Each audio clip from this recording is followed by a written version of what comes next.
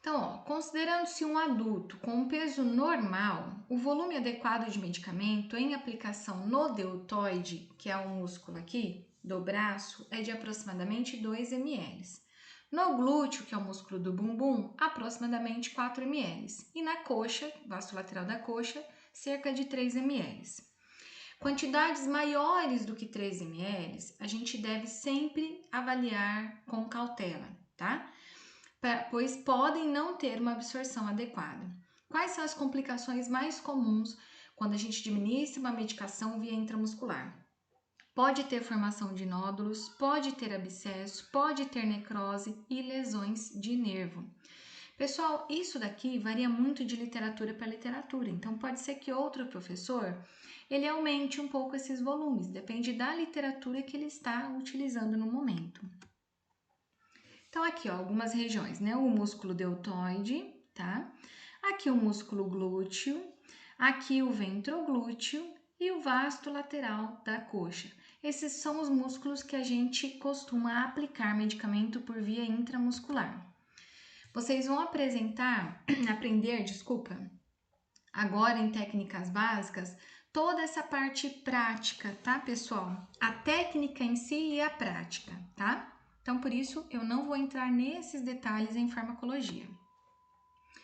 A via endovenosa é usada quando se deseja uma ação rápida do medicamento, né, comparado às outras vias, porque a endovenosa ela não tem o processo de absorção, ou seja, a transição daquele medicamento, do fármaco, do local de aplicação até cair na corrente sanguínea, ela já vai direto para a corrente sanguínea, tá? Sua administração deve ser feita com muito cuidado. A medicação entra direto na corrente sanguínea, podendo ocasionar sérias complicações ao cliente. Por isso que a gente tem que tomar muito cuidado em como a gente vai administrar esses medicamentos, tá bom? As soluções administradas por essa via, elas devem ser cristalinas, não oleosas e sem flocos em suspensão. Então, aqui a via endovenosa, né, a gente antes faz o garroteamento do membro, né? Prende essa circulação para a gente sentir e delimitar o acesso venoso. Depois que eu já escolhi o acesso venoso, a gente tem que fazer uma antisepsia para realizar a punção venosa. Vocês também aprenderão isso em técnicas básicas.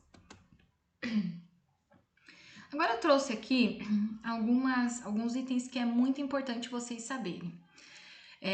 Responsabilidade segundo o Código de Ética dos Profissionais de Enfermagem. Então, reconhecer, avaliar e monitorar sinais de risco comum. Vocês vão lá abordar o cliente de vocês.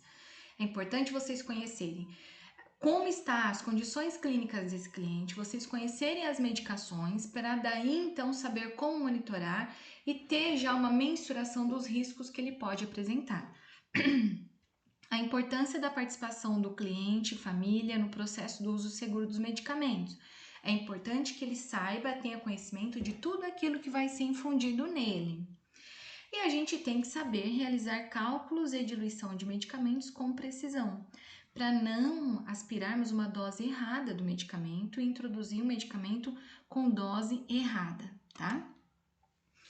Quais são os fatores de risco contribuintes para intercorrências relacionadas à medicação? Então, a gente pode ter fatores de riscos que envolvem o ambiente de trabalho, fatores de riscos que envolvem o paciente, fatores de risco que envolvem o profissional da saúde e fatores de risco que envolvem o medicamento em si. A gente vai ver agora cada um deles, tá? Então, quando a gente fala em pacientes, né, fatores de risco que envolvem pacientes que são vulneráveis a erros de medicamentos. Por exemplo, pacientes com problemas de memória, que têm Alzheimer, então eles estão mais sujeitos a consumirem, né, a fazerem uso indevido de determinados medicamentos. Paciente com condições específicas, né, alterações na deglutição, por exemplo. Pacientes com uso de muitos medicamentos, que ele pode se confundir e tomar dose errada de determinados medicamentos. Pacientes com vários problemas de saúde, então um problema pode interferir na ação do medicamento para outro problema. Pacientes incapazes de se comunicar bem, que eles já têm comprometimento, por exemplo, da fala.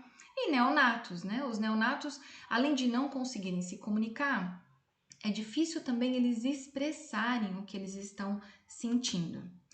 Quando a gente pensa em fatores de risco para o profissional, então inexperiência profissional, aquele profissional que ainda não detém toda a experiência necessária, pressa, como em situações de emergência, então ele resolve tudo com pressa e aí ele fica desatento. Profissional que faz a realização de multitarefas, então ele tem muita coisa para fazer ao mesmo tempo, ele está mais sujeito a erros, né, a intercorrências relacionadas a medicações, IRM. Profissionais com ausência de supervisão, então ausência de um enfermeiro ali orientando, coordenando. Trabalho de equipe ineficaz, não tem uma boa, né, interação entre os membros, um briga com o outro, um entra em conflito com o outro.